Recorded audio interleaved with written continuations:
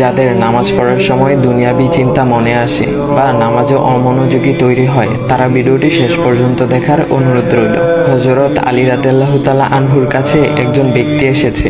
তখন লোকটা বলল, হুজুর, আমার নামাজে মন বসে না। নামাজে দাঁড়ালে আমার দুনিয়াবি নানা চিন্তা আসে। হুজুর, আমার এই নামাজ কি আল্লাহ তাআলা কবুল করবেন? তখন হযরত আলী রাদিয়াল্লাহু তাআলা আনহা বলেছেন, না, তোমার নামাজ কবুল হবে না। তখন লোকটা মনে অনেক কষ্ট নিয়ে চলে যাচ্ছেন। এমন সময় রাসূল সাল্লাল্লাহু আলাইহি ওয়াসাল্লাম এসে হযরত আলী রাদিয়াল্লাহু তাআলা আনহুকে জিজ্ঞাসা করলেন, ইয়া আলী, আপনার কাছে লোকটা কেন এসেছিল?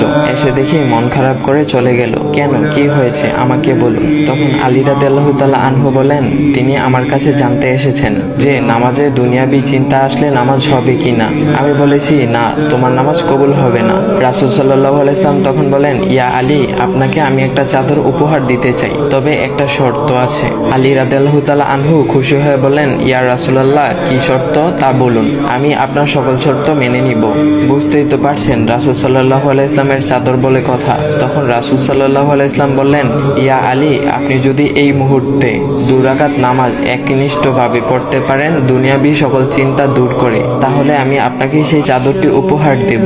আলী রাদিয়াল্লাহু তাআলা আনহু বলেন, এটা তো সাধারণ ব্যাপার। আলী রাদিয়াল্লাহু তাআলা আনহু তখন নামাজে দাঁড়িয়ে গেলেন আর তিনি নামাজ পড়তে শুরু করলেন। এমন সময় তার মনের মধ্যে শুধু ভাবনা চিন্তা আসতে শুরু করলো, আচ্ছা, আমাকে যে রাসূল সাল্লাল্লাহু